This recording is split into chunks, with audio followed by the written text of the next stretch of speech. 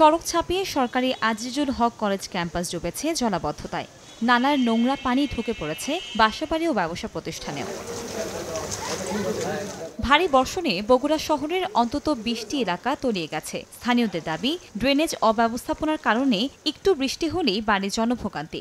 অথচ গত ২ দশকে পৌরসভা জলাবদ্ধতা নিরসনে কোনো উদ্যোগই নেয়নি। অবস্থা আসলে খারাপ। এটা ক্যাম্পাস আসলে মনে হচ্ছে না, এটা কলেজ না, একটা সমুদ্র বন্দর এলাকার মতো হয়ে গেছে।